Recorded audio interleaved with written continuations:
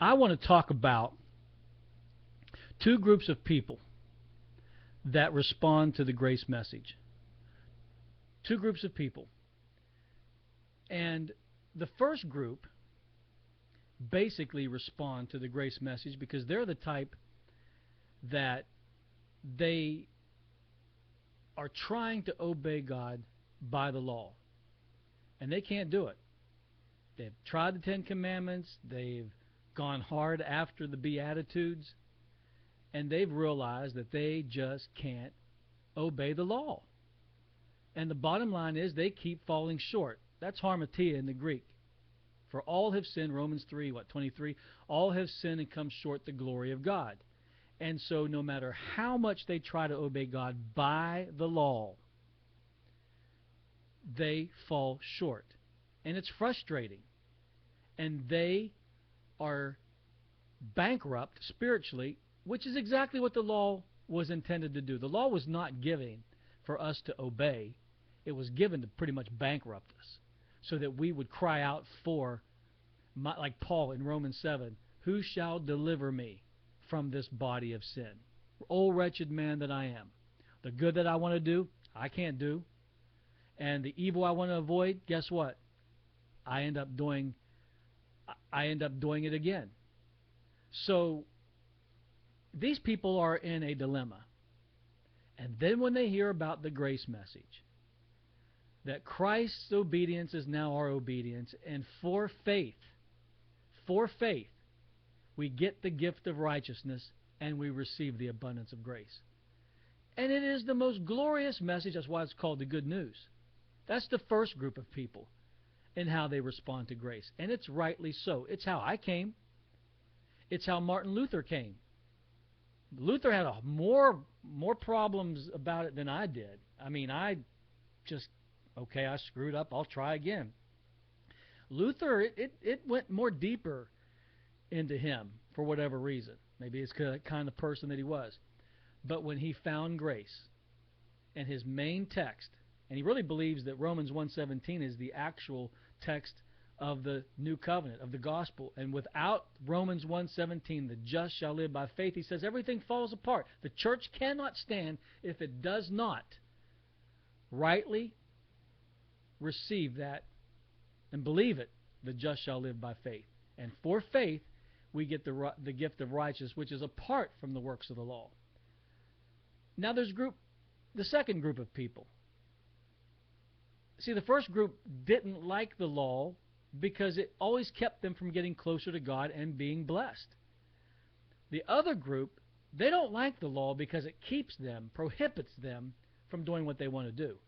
In fact, they're a law to themselves, and that's what Christ said to those in Matthew 7, lawless. Lawlessness is that you're a law to yourself. You don't really care about the Ten Commandments. You want your own law. That's why he says, why do you call me Lord, and you don't do the things I ask you to do? Because you're lawless. You have a law to yourself. The second group of people that respond to grace respond in an unhealthy way. They see grace as a license to do whatever they want to do. See, the law, they didn't like the law because it kept them from doing what they wanted to do, which is sin, do their own thing. The other group of people didn't like the law because it kept them from getting closer to God. At least they were trying, and they were using the law rightly.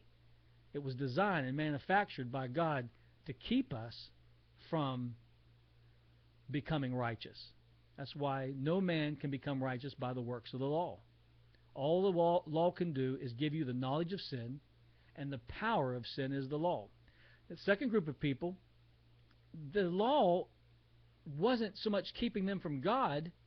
The law was keeping them from doing what they want to do. So when they hear the grace message, oh man, they run, because now it gives them the freedom and the license to do what they've always wanted to do on their own and hide under the banner of grace. Now for years, and you may have heard me say this on past messages, I've never met anybody like that. But I have. Time went on. Time clicked on. And I finally found people that are part of that group number 2 that run to grace so that they can be a law to themselves. See, the first group runs to grace so they can die to the law. They've already died to themselves. The second group runs to grace, but they don't want to die.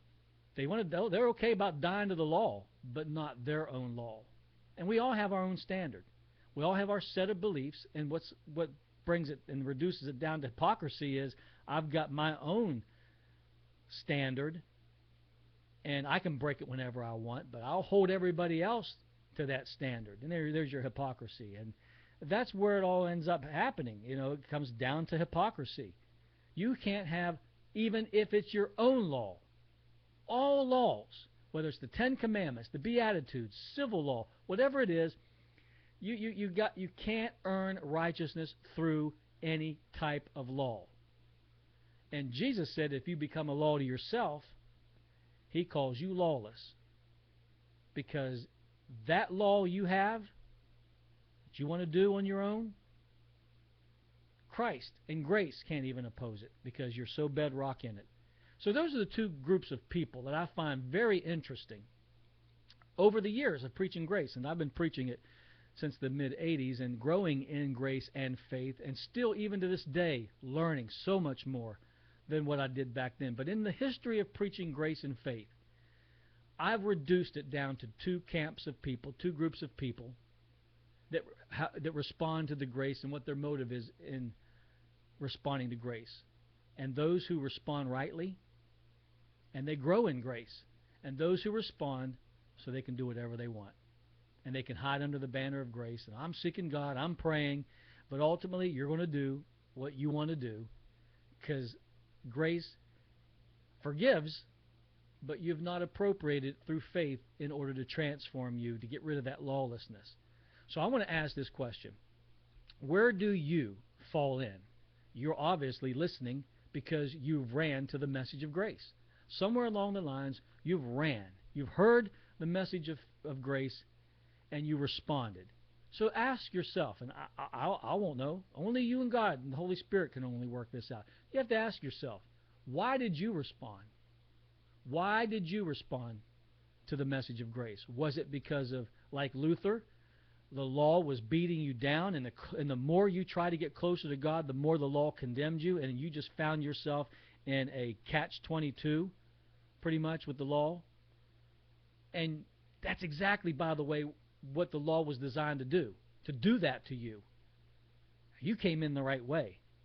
Or did you come in because the law you hated the law, and it wasn't that you wanted to obey it, it just was in the way of you doing what you wanted to do. I want to be unforgiving. I want to do my own thing. I don't want to, see, and then you found that grace, that's my way out. I can become a law to myself and hide under the banner of grace. And now everything is, even when you make mistakes and you're not seeking God, you're not really believing to God to lead and guide you into all truth, it's your own thing. You now can fulfill what you want to do in life and call it grace. And you're no more under grace than those who were beaten down by the law for the right reason. So how did you come in? If you came in the wrong way, you can always turn it over to the Lord and say, God, I'm a law to myself. The grace message appeals to me because it allows me to do whatever I want without seeking you. And I can always hide under grace, unmerited favor, and never grow in that grace I proclaim. You can turn it around. If you're the first group, you don't got to do anything but just keep seeking grace through faith. Keep accessing grace through faith and keep growing in it through faith. You other people, it's thin ice you're treading on when you become lawless, which means being a law to yourself. Turn it over to the Lord. Only you know where you're at and how and where you were, or which responder are you in grace. Because we are all grace responders.